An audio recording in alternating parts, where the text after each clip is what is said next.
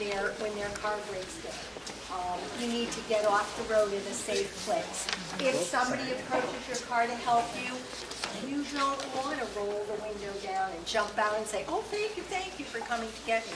You want to keep your window closed.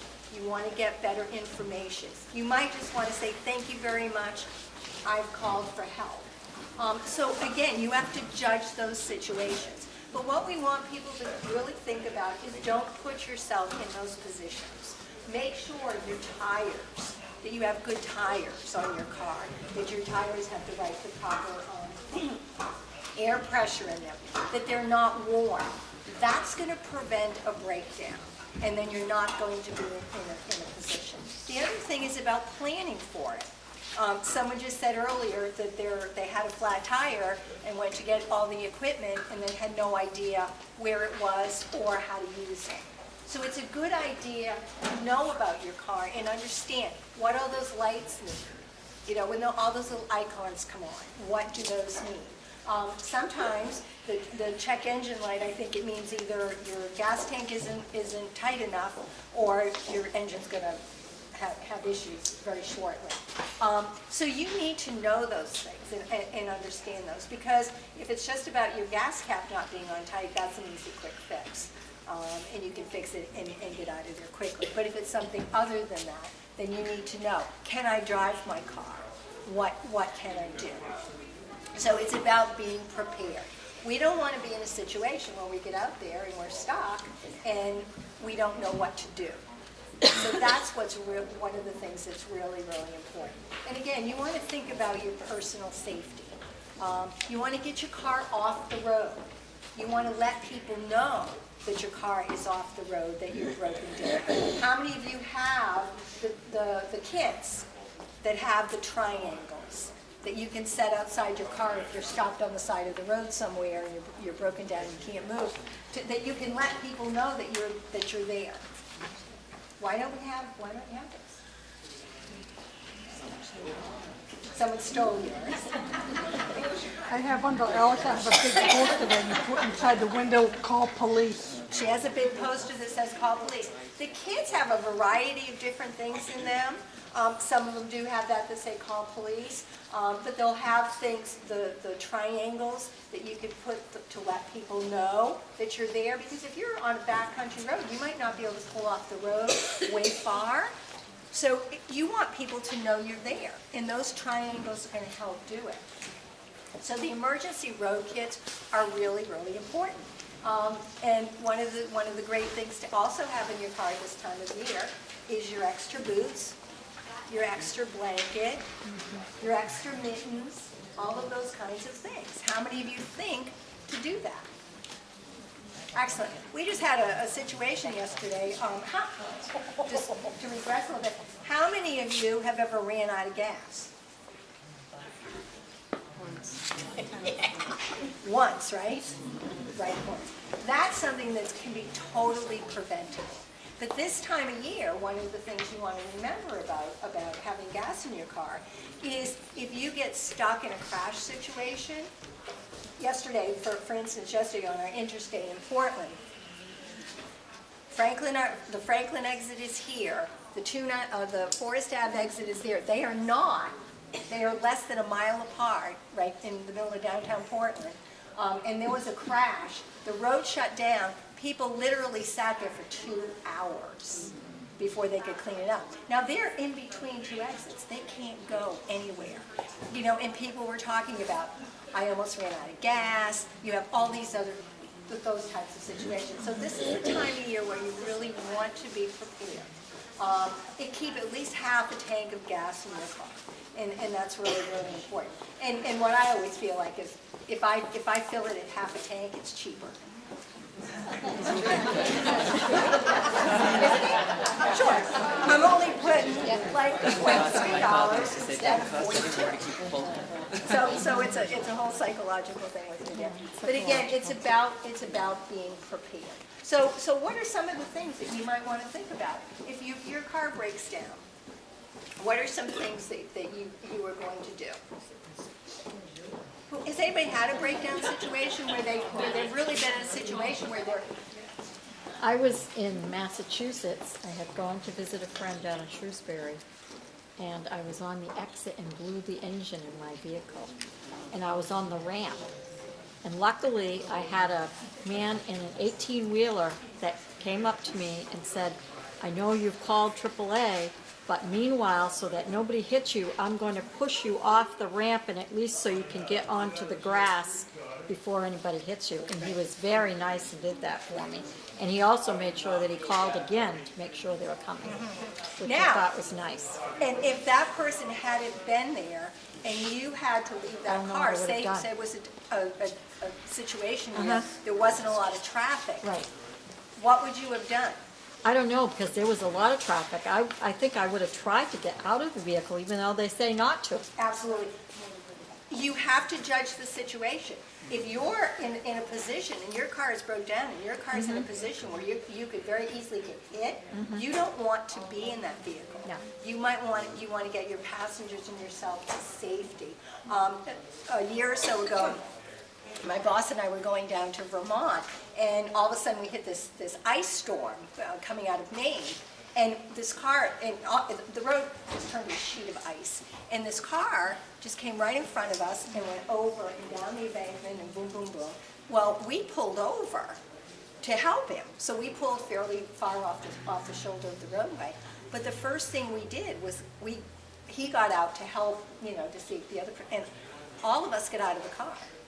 Because we would not sit in that car because of that situation, because a car could have easily have slid into us at that point. So you have to make those decisions. You have to understand the safety issue that's here and what you might want to do. Now, what was your situation with breaking down? Mine was my engine, but, I was over in Alton, so it was kind of easy just to kind of pull over and wait for that, so I wasn't going anywhere. Okay. So when you do have to call for roadside assistance, what are some of the things that they're going to ask you? Where you are. Where you are. So it's really important also to understand where you are and, pay attention to landmarks. Pay attention to highway markers, exit signs if you're out on the highway, so that you'll be able to tell roadside assistance. The other thing that I know at AAA, one of the things that our dispatchers want to know is that, do you have children in the car? The age of the children that are in the car. Are there any medical issues that could come up with people in your car? Those are things that they want to know so that they can get you. Because sometimes, if it's a really bad snowstorm, it might be a lot longer than we would really want to happen, but because of the situation and the numbers of people that are calling us.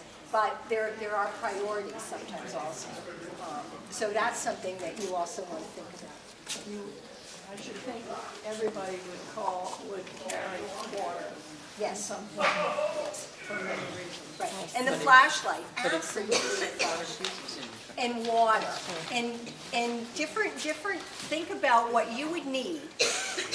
What would you need if your car was stuck for, say, 2 or 3 or 4 hours on the side of the road?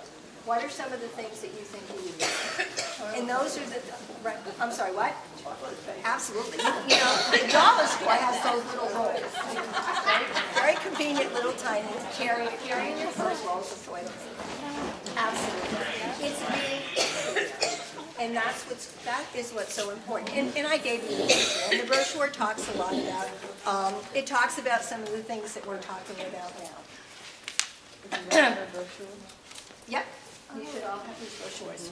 We didn't, I didn't get anything. didn't get The first row, did you run out? Because I have more. Okay. Go back here, back there. There's a few more over here. Ann's got a handful. All right. Corner down. Could you turn around? Okay. Beautiful. Thank you. No, I didn't. Okay, so I had my triangle stolen years ago when I first got up. When I took mine out. Where would I get another one? Okay, you can put together your own roadside emergency kit. Again, think about what you would need. But you can get them at Napa, you can get them at Walmart, you can get them at Target, any of the automotive stores. They sell the little triangles. So you can put those together yourself. The other thing, going back to what the officer was talking about, let somebody know. If I'm, for instance, right now, I'm headed back to Wells. I'm leaving here and I'm driving to Wells, Maine. Yeah, I know. And I'm staying with my mom. So what I'm going to do is, before I leave here, I'm calling my mother. And not that I'm super worried about breaking down, but my mother is super worried about it. So I'm going to call my mother. So again, it's that safety net. If something happens, my mother knows I'm on my way, and she knows pretty much what time to expect me. So that if I don't get there, then she's going to be concerned, and then she's, the whole plan will be put into effect. So she'll wonder where I am. So those are great things to do, especially for women traveling alone. Now, the other thing I will tell you, if I wasn't as familiar with the roads here, and actually this is the first time I've not spent the night here. I usually spend the night here. I'm not uncomfortable driving back to Wells because I know these roads really well at this point. I've traveled these roads, so I have a sense of where things are, where the Irving station is, where I get my hot dog, so I'm not uncomfortable.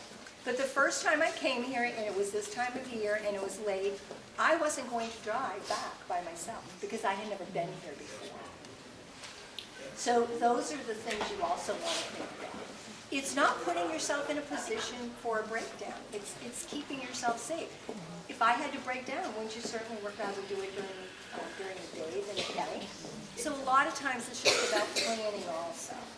So there's a lot we can do. It's thinking ahead, thinking about the things we don't normally think about. Normally people think about breaking down. It's like, oh, well, I should have a kid or this or that. But there's more to it than that. It's about our safety. It's about making sure your car is in good condition. How many of you walk around your car every day and check it out and see if your tires are low, if your lights are working, if you've got any dings or dents or anything like that, any leaks, anything leaking? Those are the things that are going to keep you from breaking down. Wouldn't you rather know all your brake is in the driveway before you get on the road? Absolutely, absolutely. Same thing with your tires. You don't want to have. You're not going to have that blowout or that. If it's a slow leak, that flat tire out on the highway, you can get it fixed before you go. So basically, that's what it's about. We have the AAA brochure. We have a lot of brochures. I love the brochures. Does anybody have any questions? On the back of this, it says your toolkit should include a screwdriver and pliers for what? Breaking your window. What would you use the screwdriver for?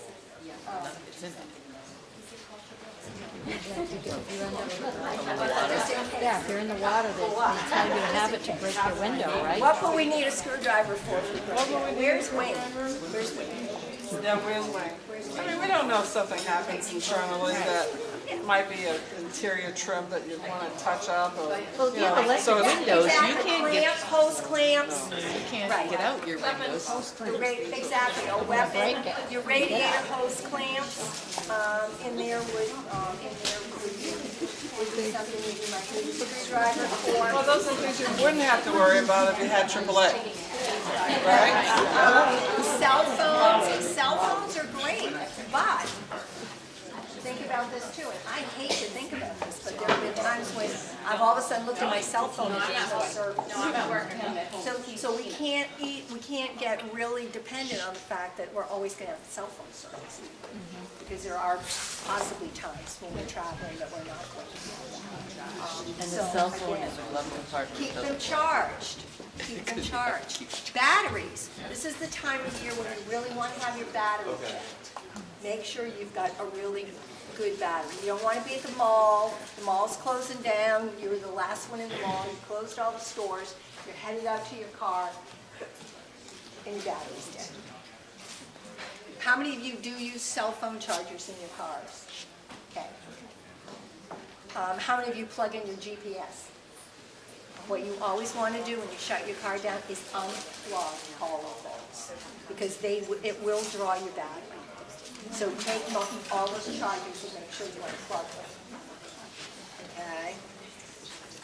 Just Yeah, there was something that was mentioned one other time, you know, if there is something where you have a breakdown, or say you got bumped and you had your cell phone with you, and it was an accident, sometimes you can't find your cell phone, or it's fallen into place. Besides distracted driving, that's another whole issue. Oh, yeah. In and of itself, that could take another whole Right. session. Right. You haven't, I mean, maybe one of those caddies might be good to have in your car that you could store Right. your charger and your phone, because I know I leave my phone in the seat. It's plugged in. Right.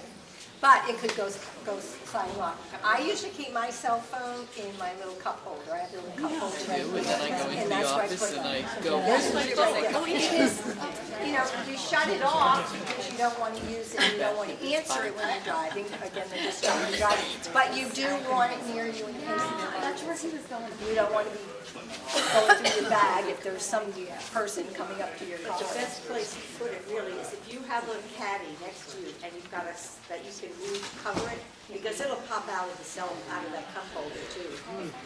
Because I had an accident and my cell phone wound up in the back seat. Now I could get out of the car and my glasses went into the back seat as well. And I had them on me, but it was the way that I was hit and my glasses went back, so did my cell phone because it was in the cup holder. Now I was able, as I said, get out and somebody was behind me and called the police and all that. But you have to keep it someplace that's not gonna pop out because you'll hear those stories on TV that are on the radio about people because they have their cell phone, but because of the impact of the accident, they can't reach it because it's someplace. And So that's a instead great of put point. it in, they just, even if you just cover it halfway so it can't pop out of that cup holder. Anything else? Anybody have any other questions? Okay.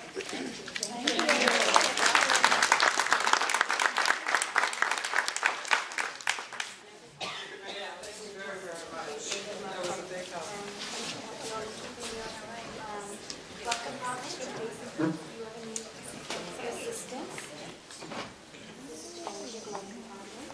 The flyer that's being posted is one that we developed here.